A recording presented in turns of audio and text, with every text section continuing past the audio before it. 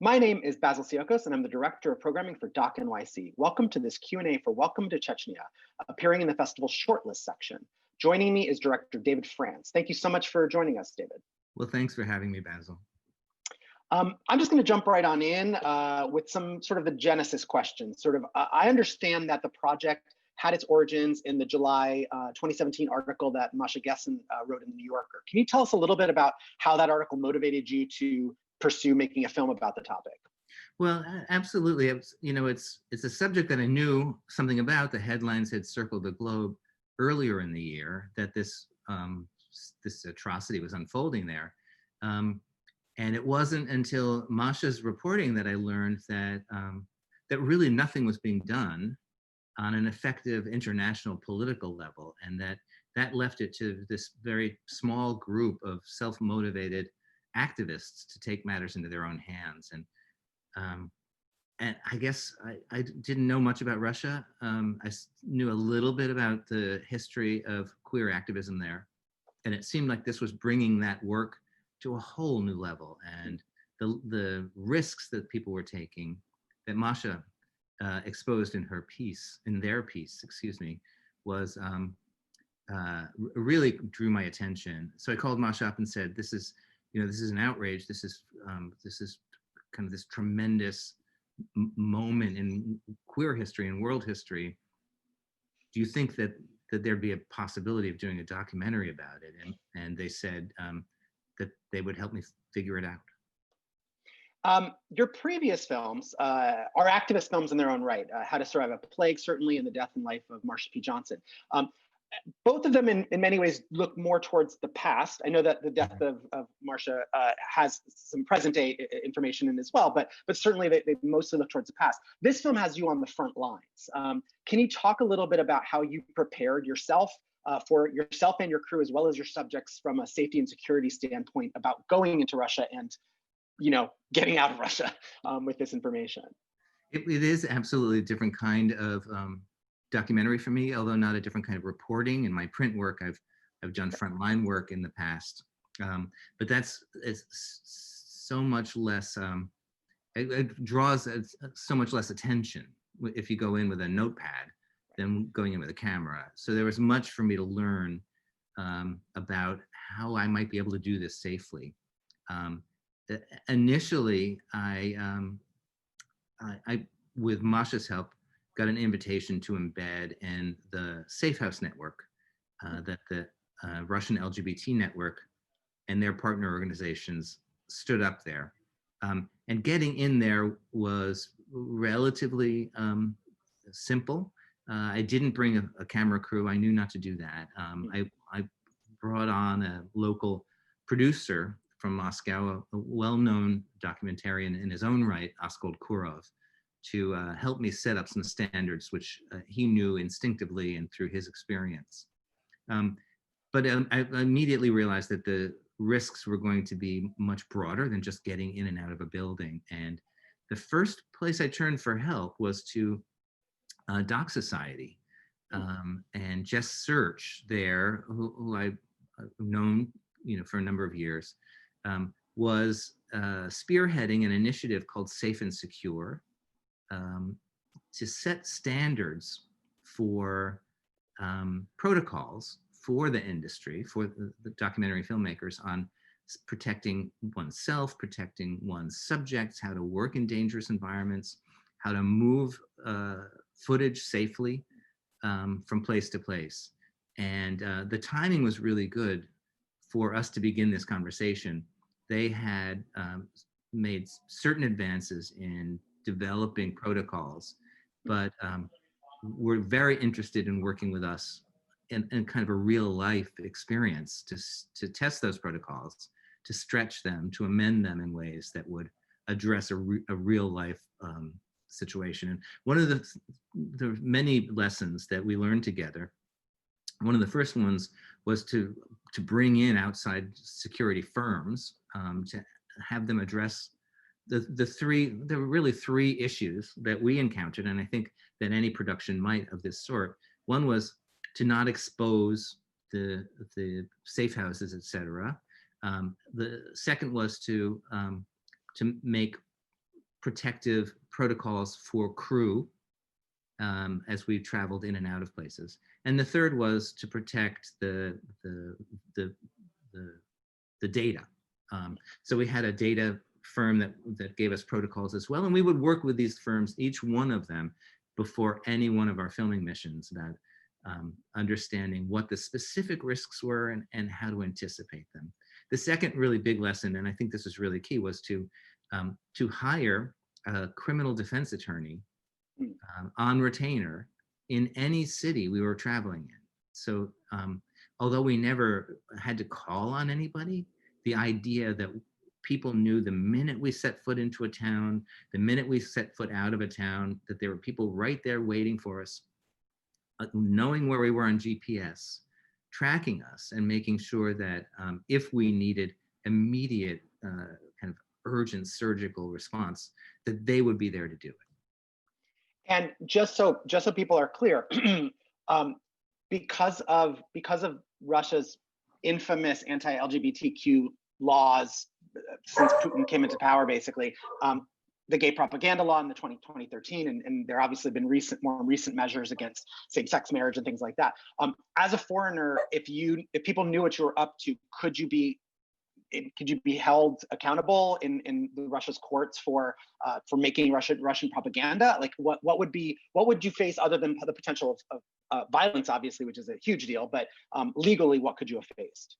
The Russian propaganda law is a really interesting one, right? And it obviously has my dog all upset to even be reminded of this. But that's a law that says that if you say anything that can even be loosely interpreted to speak in defense of queer life in the presence of minors, then you've broken the law and you can be jailed. So the production of the so-called propaganda isn't the issue. It's really the propagandizing. Got it. That's the issue. So which is why the film couldn't be made inside Russia. Couldn't be made. There are many reasons why it couldn't be made there, but it certainly couldn't be put together and shown there. The larger issue, according to our legal advisors, was that I was in the country as a tourist, not on a work visa. Mm-hmm. And however, it's almost impossible to get a work visa. So a tourist visa is the way people will enter the country to do projects like this and to do all sorts of news reporting. So I could have immediately been moved to a holding facility until I had a return ticket produced, and then I, would be bum rushed to the airport. That was the kind of the official response, and we felt like that the more particular response inside Chechnya, which is governed by the same national laws, but in practice they enforce them with a much sterner hand, that I would more likely be roughed up. I was not led to believe from any of my advisors that I was facing anything like a torture campaign there, but that I would likely be bruised and made to remember what it was like to be caught working without a visa in Chechnya. But so that was the risk for me, which I was certainly cognizant of. But the risk for anybody else who was found with me in Chechnya was much greater, and that's what we were really worried about. And in fact, I was detained for a period of time when we were there, and it was all of this great rehearsal that we did with our security teams that allowed us to get out of that really unscathed. And, wow. And like literally 15 minutes of questioning. And my answers were so baffling but steady to them that they just put me on my way. They were concerned not that I was doing anything untoward. They didn't find any of the stuff I was shooting. They were just very surprised that there was an American traveling inside Chechnya. Mm-hmm. And I had done, one of the things I had rehearsed was that a lot of this film is shot on cell phones.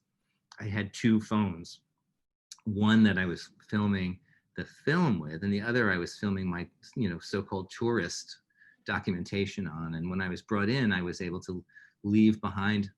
I just dropped the other phone, and they did want to look at my phone, and I showed them all of my selfies at the mosque and whatnot, and so they sent me back to my car, where I retrieved the phone with the footage on it, the footage that's in the film, and Wow.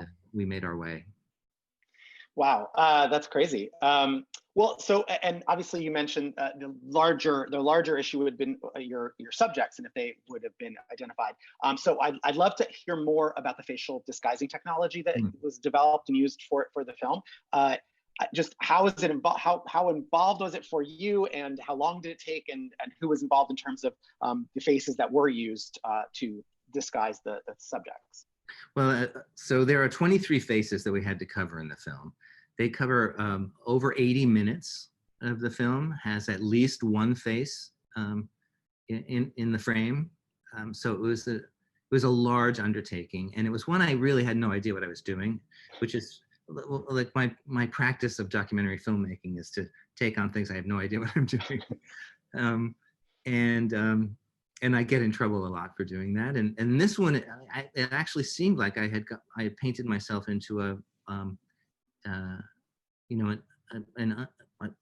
a trouble that I couldn't escape from. Like I couldn't find the approach that was going to work.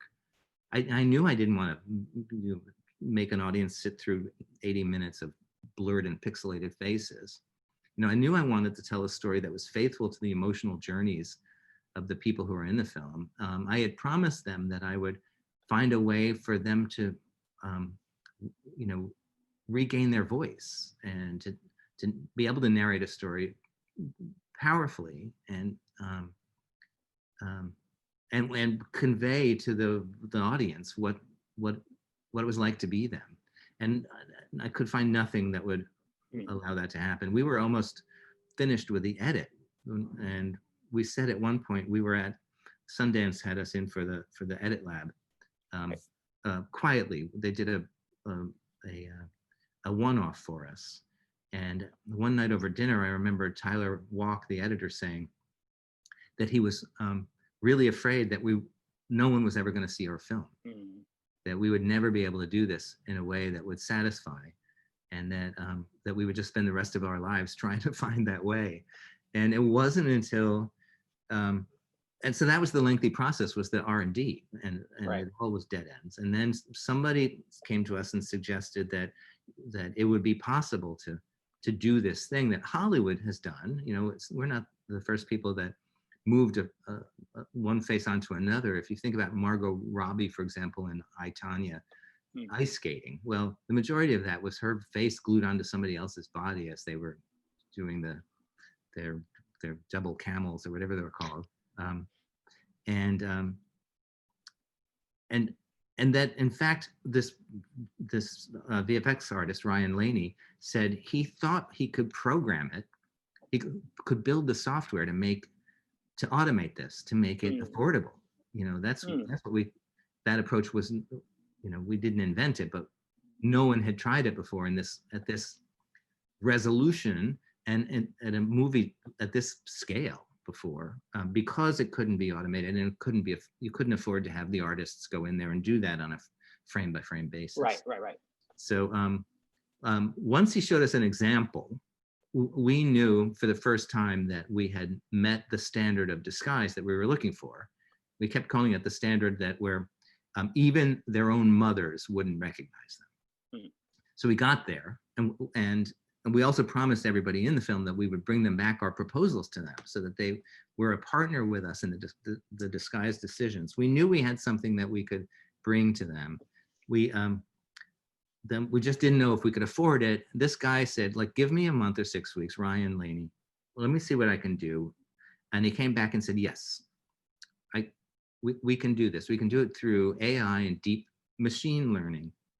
And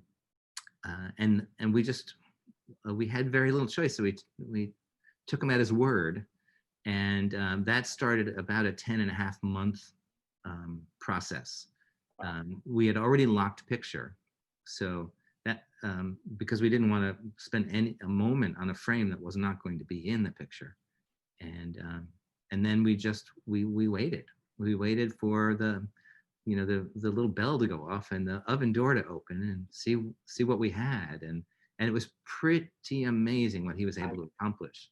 And so to be clear, like, so there's an algorithm that basically followed the action and was able to kind of mold the faces that you got from volunteers or whoever that you worked with Right, to right. onto the actual subject. That's Right. remarkable. Yeah, please. It wasn't just that. The film was shot in all sorts of horrible lighting circumstances.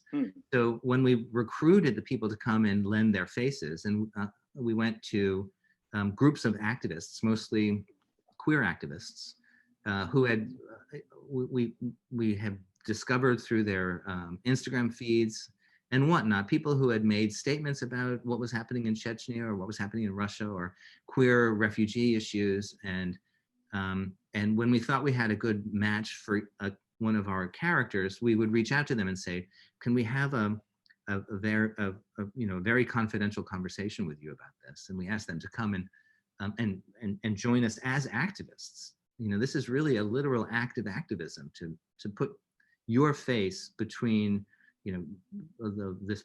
these victims, these survivors, and their would-be assassins. So it was a big ask. And then we brought them in and had to recreate the same lighting situation. So if we had one character who we first meet at night and then later is in an airport and after that is on a beach, each one of those lighting situations we recreated so that the face would look appropriate when it showed up in those frames. And then this deep learning work also included that. It was the machine itself was discovering the lighting situation. There's a scene where a guy's in a cab and he's wearing a baseball cap, and it's at night and street lights are going over the top and casting the brim of a shadow across his face. We created that information for the algorithm, but just so that the algorithm would have it, but the algorithm itself is what looked for it and painted it over pixel by pixel. Wow.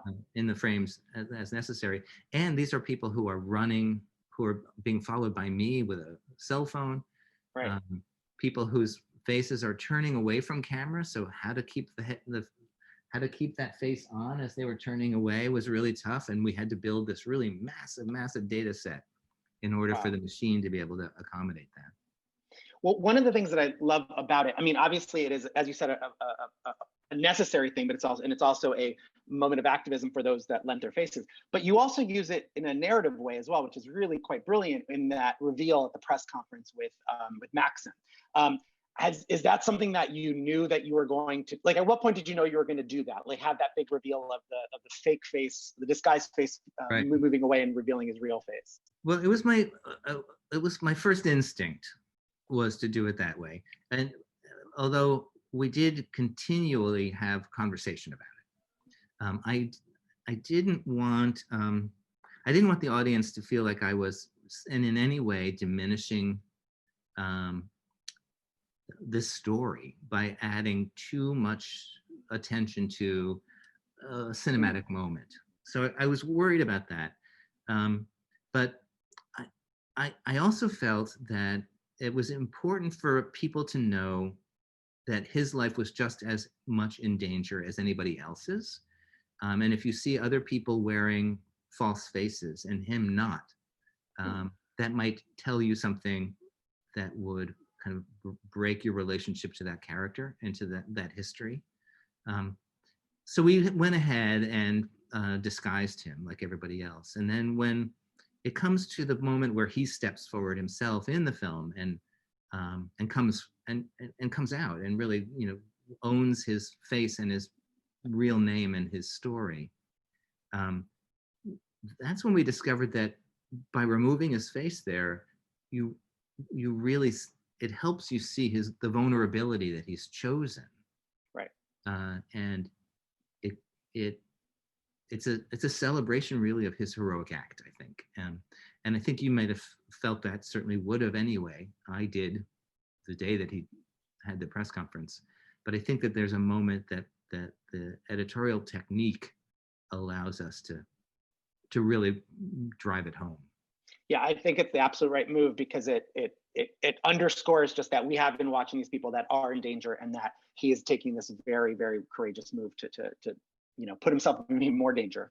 I just have a couple quick more questions before we have to wrap up. But you referenced this earlier, and I think I know the answer. But clearly this film would not be able to be shown in Russia as is. But are you aware of it being shown pirated? Like, is there any way that that people are getting access to the film even illegally? Well, I will tell you, first of all, that we will be releasing in Russia Okay, on the 14th of November. great. So very excited about it. We haven't announced our exact plans yet, and I'm leaving that up to our commercial partner Wow. to make those announcements. But yes, we have broken the code in a way, and so we're bringing the film to Russia. But you're right to assume that it's already been there. And when we dropped the trailer in June, ahead of the HBO and BBC launch and premiere for the film, the trailer went crazy in Russia, Mm, Basil. It was within 36 hours over 1 million views. wow. And some of that was, as we anticipated, kind of guesswork in Chechnya, people trying to figure out who's who, Mm, trying to see if they can break the code of our face technique.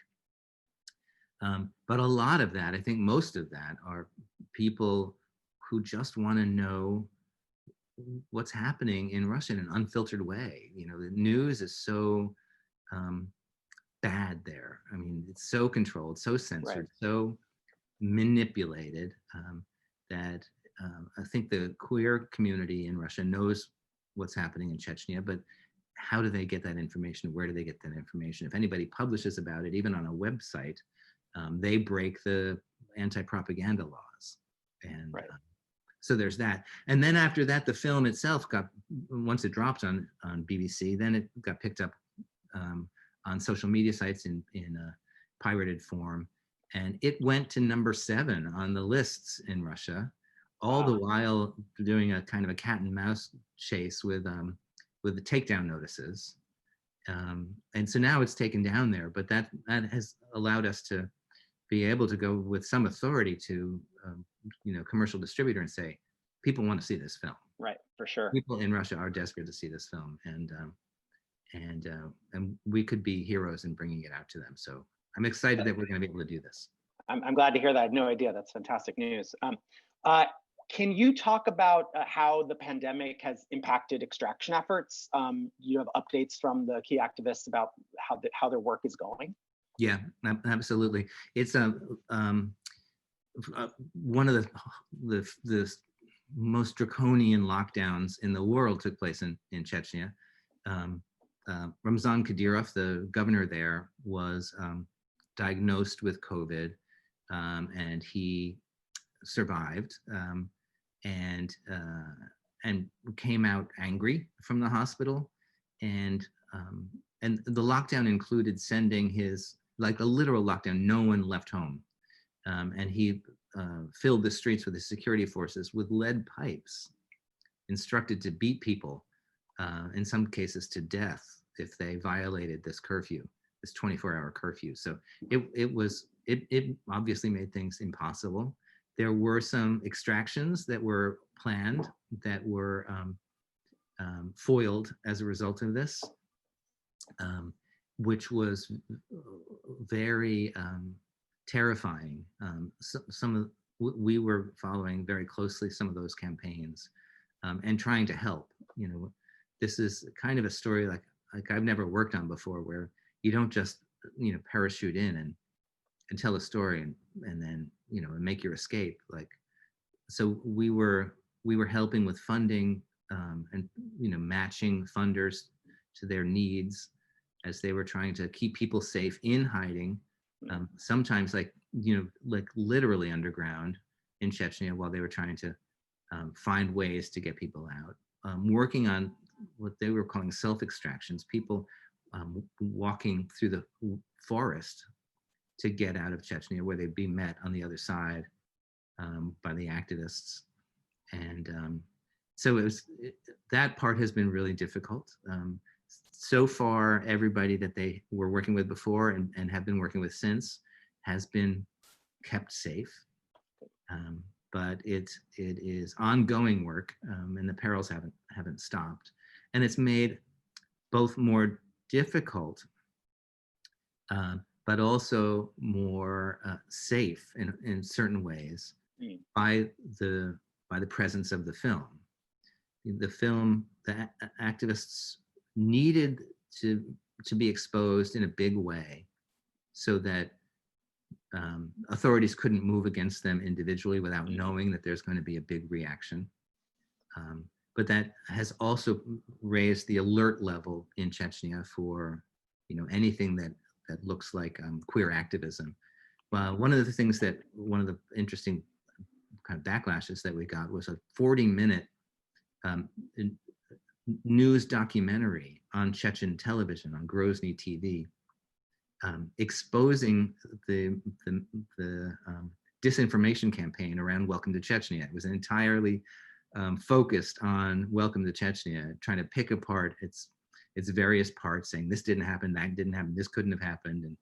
And but it means that they are hyper aware that we are watching. And I think that was the really important motivation for us when we started on the film, was Chechnya and Moscow and the Kremlin were saying that this just isn't happening. And we wanted them to know that the world is watching it. And that was our campaign, to make it impossible for them to deny that this is happening. Well, thank you so much for making the film and for bringing it to audiences and bringing the world's attention to it. I know that I think that you have more information about the film on the film's website for people that want to know how to become more engaged with it.